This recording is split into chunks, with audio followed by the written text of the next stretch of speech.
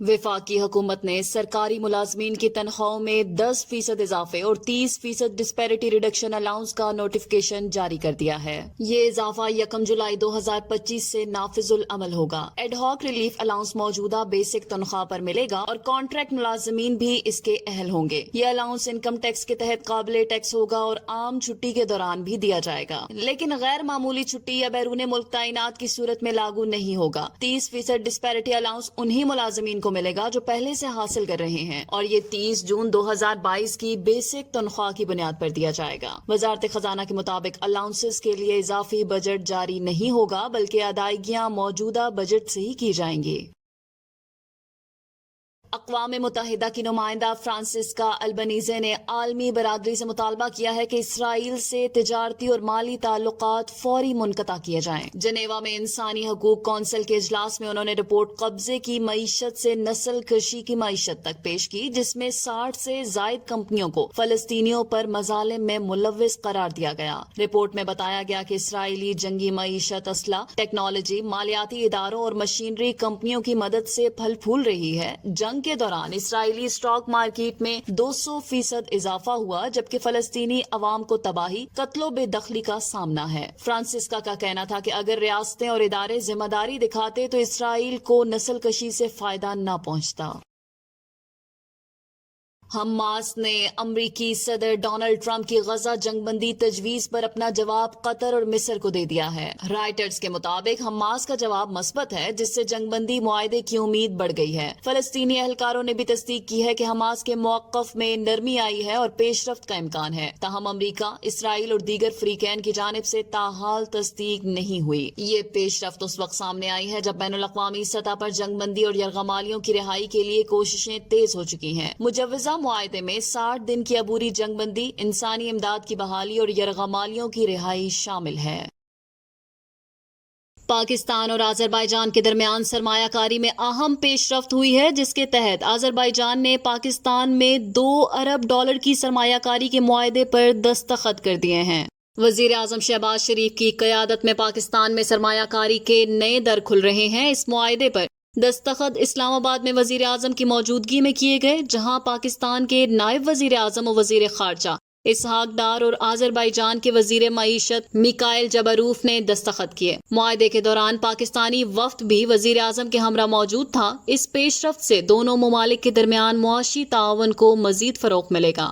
وزیر اعظم شہباز شریف اور آذربائیجان کے صدر کے درمیان خانقندی میں ایک خوشگوار ملاقات بھی ہوئی، جس کے بعد معاہدے پر دستخط کیے گئے۔ معاہدے کی حتمی تفصیلات اور مکمل شکل آذری صدور کے دورہ پاکستان کے دوران طے پائی جائیں گی۔ کراچی کے علاقے لیاری میں رہائشی عمارت کے منہدم ہونے کے المناک سانحے پر چیئرمین سینٹ سید یوسف رضا گیلانی اور قائم مقام چیئرمین سینٹ سینیٹر سید آل خان نے گہرے رنج و غم اور افسوس کا اظہار کیا۔ اس افسوسناک واقعے میں متعدد قیمتی جانیں ضائع ہو گئیں، جبکہ کئی افراد زخمی ہوئے۔ سینٹ سیکریٹریٹ کی جانب سے جاری کردہ بیان میں کہا گیا کہ چیئرمین سینٹ یوسف رضا گیلانی نے جاں بحق افراد کے اہل خانہ سے دلی تعزیت کا اظہار کرتے ہوئے کہا کہ یہ سانحہ پوری قوم کے لیے دکھ اور صدمے کا باعث ہے۔ انہوں نے مرحومین کی مغفرت، لواحقین کے صبر اور زخمیوں کی جلد صحت یابی کے لیے دعا کی۔ قائم مقام چیئرمین سینٹ سید آل خان نے متاثرہ خاندانوں سے یکجہتی کا اظہار کرتے ہوئے زور دیا کہ حکومت اور متعلقہ ادارے امدادی سرگرمیوں کو فوری تیز کریں۔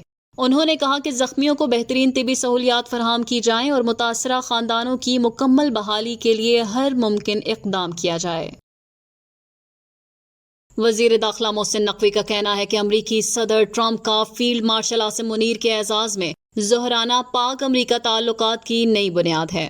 امریکہ کے یوم آزادی پر وزیر داخلہ محسن نقوی نے امریکی عوام اور قائم مقام امریکی سفیر و سفارتی حکام کو مبارکباد پیش کی ہے۔ جاری کیے گئے بیان میں انہوں نے کہا کہ امید ہے امریکی صدر ڈونلڈ ٹرمپ کے دور میں دیرینہ عالمی تنازعات حل ہوں گے۔ محسن نقوی نے بھارت کے خلاف جنگ میں غیبی مدد کا قصہ سنا دیا۔ محسن نقوی نے کہا کہ پاک بھارت کشیدگی میں امریکی صدر ٹرمپ کا کردار معتدل اور دانش مند قیادت کی مثال ہے۔ پاک بھارت کشیدگی میں ان کا تعمیری کردار ہمیشہ یاد رکھا جائے گا۔ وزیر داخلہ محسن نقوی نے کہا کہ امریکی صدر نے اقوام عالم میں پائیدار امن کے لیے مثالی کردار ادا کیا اور کر رہے ہیں۔ چیئرمین پیپلز پارٹی بلاول بھٹو زرداری کا کہنا ہے کہ بھارت جنوبی ایشیا میں نیا نارمل قائم کرنا چاہتا ہے۔ عرب میڈیا کو انٹرویو دیتے ہوئے بلاول بھٹو کا کہنا تھا کہ بھارت کا نیا نارمل بھارت کے اپنے مفاد میں بھی نہیں اور نہ پاکستان کے مفاد میں ہے۔ چیئرمین پیپلز پارٹی نے کہا کہ 1.70 ارب لوگوں کا مستقبل نان اسٹیٹ ایکٹرز کے ہاتھوں میں نہیں دے سکتے۔ پاکستان کی ڈکشنری میں سرنڈر کرنا شامل نہیں۔ بلاول بھٹو زرداری نے کہا کہ بھارت نے دہشت گرد حملے کے بعد نہ شواہد اپنے لوگوں سے شیئر کیے اور نہ ہی پاکستان اور بین الاقوامی برادری کے ساتھ شیئر کیے۔ چیئرمین پیپلز پارٹی بلاول بھٹو زرداری کا کہنا تھا کہ بھارت سے زیادہ دہشت گردی کے واقعات پاکستان میں ہوئے ہیں۔ ان کا کہنا ہے کہ امریکہ نے بھی بھارت کے اس بیان کی توثیق نہیں کی کہ اس پر حملہ باہر سے ہوا ہے۔ سعودی وزیر خارجہ شہزادہ فیصل بن فرحان نے کہا ہے کہ غزہ میں جاری صورتحال ناقابل قبول ہے اور اس وقت سب سے بڑی ترجیح وہاں مستقل جنگ بندی کا حصول ہے۔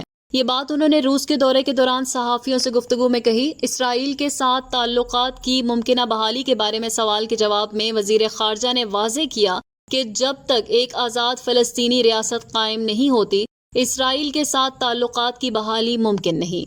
انہوں نے کہا کہ اسرائیلی فورسز غزہ کے عام شہریوں پر غیر ضروری مظالم ڈھا رہی ہیں جو کسی صورت قابل قبول نہیں اور انہیں فوری طور پر بند کیا جانا چاہیے۔